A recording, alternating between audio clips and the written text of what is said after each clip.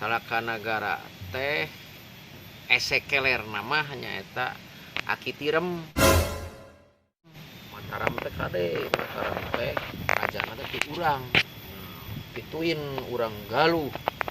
Wow. Majapahit teh eta oge ti turunan urang. Wow. Nah, mang aing ngayakinkeun cenah aya bener ngaranna salaka nagara. Tah kieu deui. Ari sumber sejarah teh aya tina prasasti, aya tina carita, aya tina kidu, aya oge tina informasi sejaman. Anu sajaman gitu.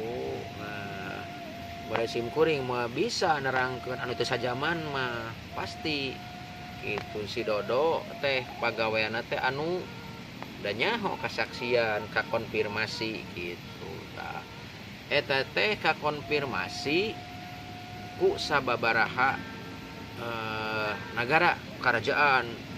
Salah sahijina kakonfirmasi ku zaman dinastihan nyaeta pernah keanjangan. Disebut teh Raja Yeh Tiau Pien.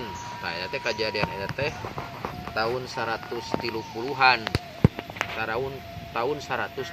Nah, berarti bener aya kerajaan anu nganyang nya, anu diutus cenah ku raja di Jawa gitu. Kaduana oge aya catetan ti ahli ti ilmuwan. Aduh, angin badag rek hujan ye, alem keun wae lah urang tuluykeun ye. Tuluykeun ye ngobrolnya. Tah, tadi nepi ka mana tadi teh? Oh, dinastihan. Oge kacaritakeun dina catatan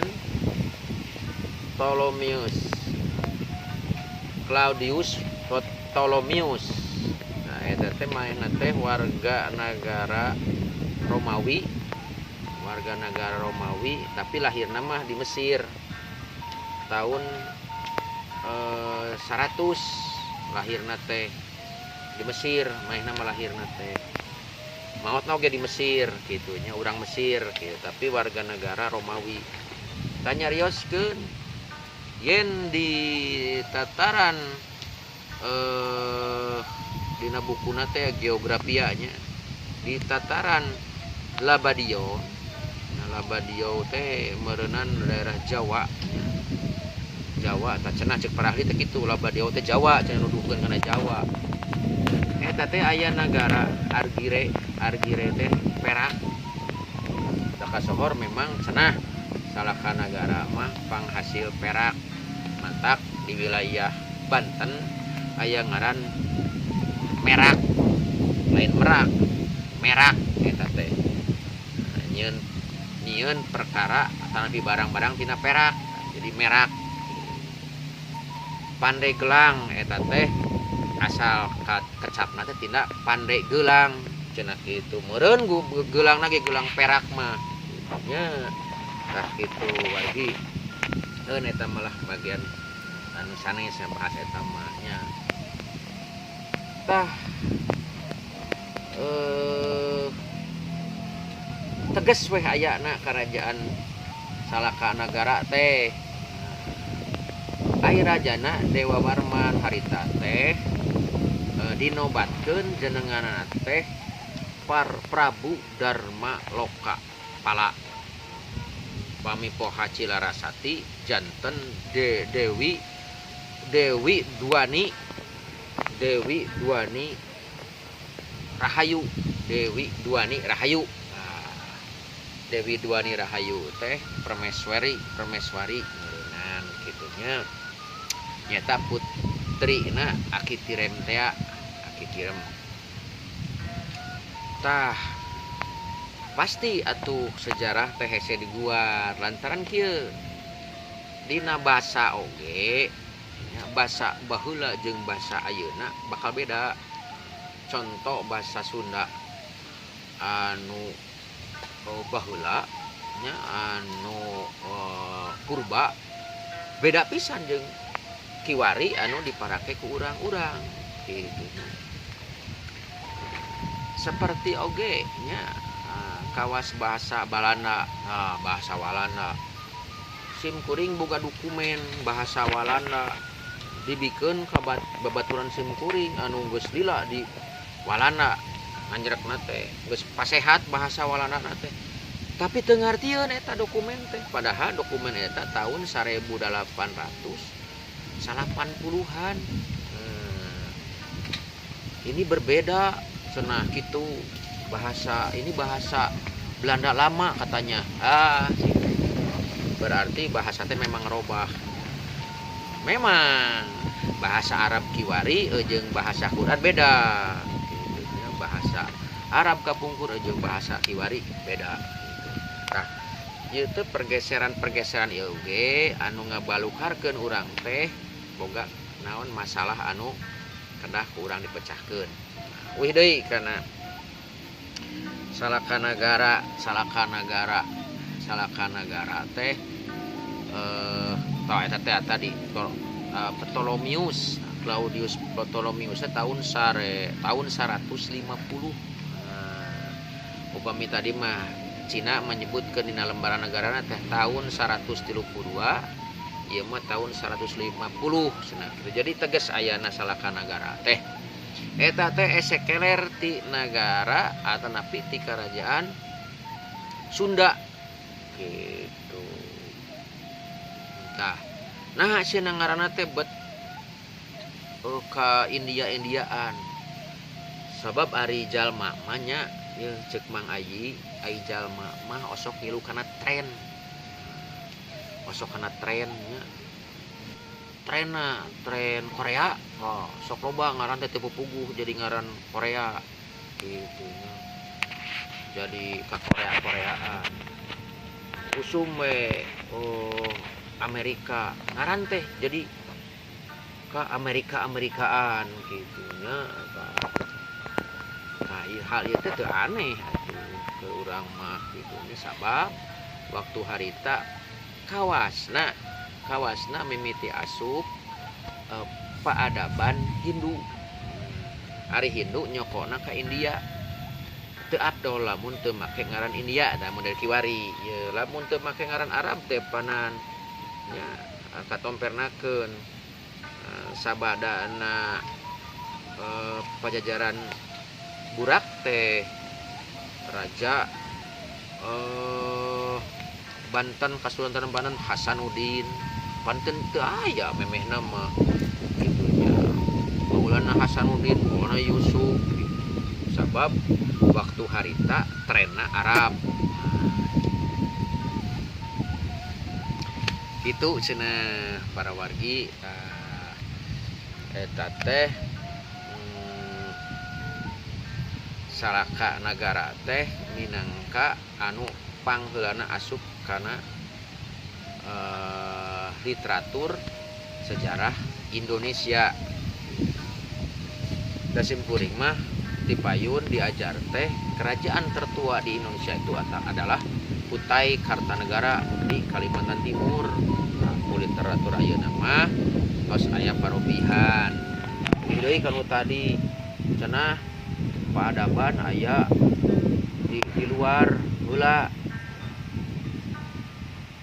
ahli-ahli nu katompernakeun mah geuningan nuduhkeun model aya Gunung Padang cenah 10.800 tahun yang lalu. 10.800 tahun yang lalu berarti atuh memeh samemeh aya Mesir oge di urang geus aya paadaban.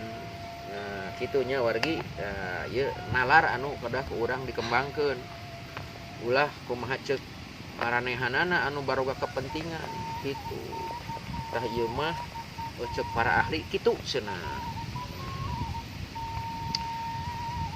Jadi ahung pisan Sunda teh. terus deui esekeler ti kamana atuh esekeler salaka nagara teh balik deui kulantaran Raja Salaka Nagara teh nya Dewa Warman ti hiji nepi ka 8 tuh ti hiji nepi ka 8 eta teh anu ka 8 mah teu kagungan putra deui wae anu pada akhirna mantu deui wae anu jadi raja kitu. Jadi weh digentos namina nya ku Taruma Nagara. Ngadeg we Taruma Nagara cenah tahun 350 salapan atanapi 360 gitu antawis eta gitu tah cacap weh carita Salaka Nagara teh idinya kitunya loba carita-carita atanapi kisah anu seueur pisan can kaguar sabadana Salaka Nagara ditegeskeun yen bener aya nu jenenganna Salaka Nagara di Tatar Sunda khususna di Pulau Jawa bagian kulon itunya. Nah, sumanget para nonoman milari jati diri teh gitunya supaya orang bisa tegas anu lebih jauh deui sehingga orang bisa tegas gitunya kapayun nah, gitu. Atuh oge kapayun orang guarnya kamari Salaka Nagara meureun ke orang guar deui Taruma Nagara orang guar deui Kerajaan Galuh Galuh di meureun Kerajaan Sunda meureunan orang guar deui dugikeun ka Mataram. Mataram teh kade Mataram teh rajana teh ti urang pituin urang Galuh artinya urang Tatar Sunda oge Kerajaan Majapahit. Majapahit teh eta oge ti turunan urang. Diah Lembutal teh. Jadi esekeler paadaban nu aya di Pulau Jawa aya patula patali jeung pakuat pakait jeung darah Sunda. Jadi tah mangga urang sami-sami ieu mah naon etang-etang wacana ngahibur bari urang neang luang supaya budak ngora nya atanapi nonoman teh reueus boga bangsa boga bahasa nya boga paadaban anu sakieu ahungna tah kitu maksud mangayi mah kitu nya ke urang pedar dina video-video nu kapayun bami bade komentar atanapi naon wae nya mangga di komen jeung ulah hilap oge kedah di subscribe supados nyambung ke caritana nya. Nah kitu para wargi atur nuhun luhur saur bahe carek pilih aya nu kabadug harigu kadupak dada kasunul kalbu hapunten nu kasuhun. Wassalamualaikum warahmatullahi wabarakatuh. Sampurasun rahayu.